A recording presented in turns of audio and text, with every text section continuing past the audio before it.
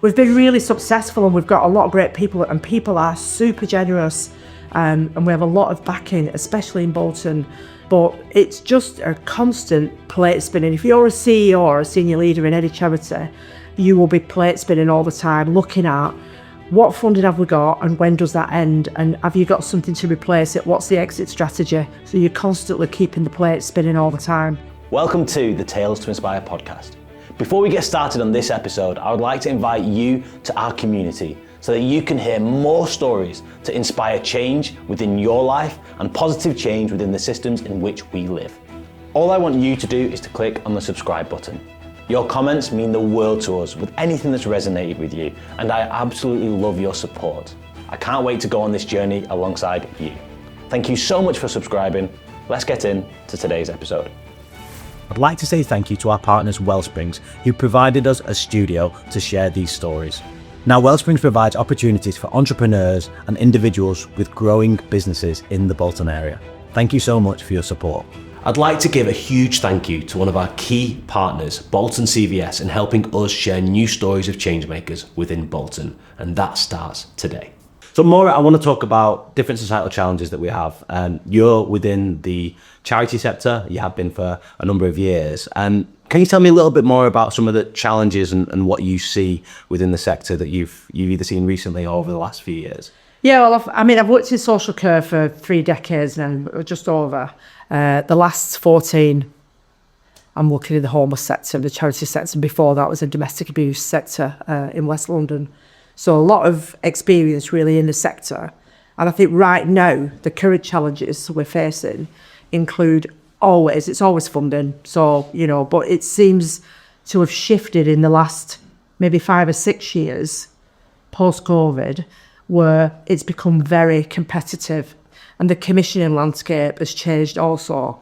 So at the same time that funding is shrinking in terms of grant funding, trust funding, because they are operating in a different way, things have upscaled, it's more difficult to get funding because there's more demand for it. So obviously, less people are getting funded, but they also, are applying different techniques. So some funders will go on a theme, some funders will go on a geographical area, some funders will go on an age bracket or whatever, or size of turnover.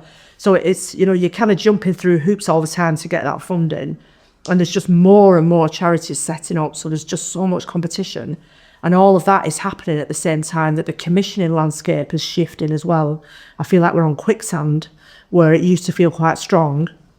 We used to feel like we had really solid foundations, whereas now nothing's guaranteed because public sector funding has been squeezed to its absolute bare minimum, to the point where I've seen charities undercutting each other to win contracts, to the point where it's even not safe to deliver those contracts to people on the front line. The actual service delivery is becoming dangerous, or the charity is winning the contract to be able to secure that connection with the local authority, and then they are heavily subsidising it to make it safe at a standard to deliver, which is essentially what we are doing with our contract.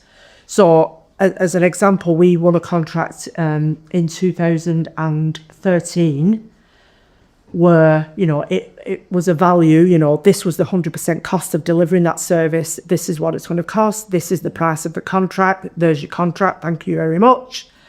Fast forward 10, 14 years later, the value of that contract has gone down by 70%. So we're getting less money to deliver more services 14 years hence, when there's been cost of living increases that have just gone absolutely through the roof. We've never seen the like of it before. So the value per person is almost negligible. And so we're topping that up through fundraising, through other grant funding, most of the fundraising really, because what you need is unrestricted funding. Yeah. Because if you're applying for a grant through a trust fund or whatever, there are criteria about what you can spend that money on. Obviously, we're accountable to public bodies, it's charitable funding, there's a legal requirement, we're registered with the Charity Commission, you've got to do things properly. So the money that we top the gap up with is unrestricted fundraising, and that is hard. And again, post-COVID, there are lots of events going on, and that also is quite competitive. So There might be golf days or ladies' lunches, it's a slog. And I sound like I'm moaning about fundraising. We've been really successful and we've got a lot of great people, and people are super generous, and we have a lot of backing, especially in Bolton. But it's just a constant plate spinning. If you're a CEO or a senior leader in any charity, you will be plate spinning all the time, looking at what funding have we got and when does that end, and have you got something to replace it? What's the exit strategy? So you're constantly keeping the plate spinning all the time to make sure that goes. So you run the risk of either doing projects that are short term, so you build up a specialism, you bring in staff that then become those specialists, the money ends, it all goes. Or do you do what I've done, because I don't want to do that, but people sometimes don't have any choice. Or do you then stick with the specialism, retain the staff at all costs and just go all out to make sure that you've got that funding all the time. Years ago when I was 16, I used to work in a cake factory. Okay. And one of the jobs was making gingerbread people. They were men. They were gingerbread men. Right, I'm saying people now because I'm trying to be fancy. They were called gingerbread men. We all know what they were. They were biscuits. I'll put some titles underneath. Ridiculous. But so I had to stand on a box because this machine were really tall and it was probably unsafe, but it don't matter. And then it was like a mangle. So like two rollers going the opposite way like that. Okay. And then you had to get handfuls of this dough out of a bucket, which somebody else had prepared down there, and shove it through the mangle so that it rolled out the gingerbread men and it went through the cutters and everything. And then somebody else is there putting the little buttons on and everything. But the point is, the dough had to fill every gap between the two mangles, or when it got rolled out, your gingerbread men would have missing limbs or no head. All right, okay. Because you hadn't filled them. So you were like that. We're like playing Tetris with dough. Right. And that's what I feel like I'm doing. You can't have any gaps going through the mangle, because as soon as you do, in 3 months or 6 months, there's a gap in the funding. It's got to be constant. And some funding grants can take 6, 7, 8 months, the bigger ones, to go through the whole process from start to finish and get a decision. Yeah, and there's no guarantee on that decision. There's no guarantee. And you're looking at, on average, probably about, 40% success rate, and that's reducing all the time. Yeah. And my personal success rate is about 65%, but that's because I know what I'm doing. But it used to be 80. I used to get nearly everything I asked for. I felt like I had a Midas touch at one point. Like, oh my God. Walking out of the room back to the we were bringing the money. Like Tom Cruise, show me the money.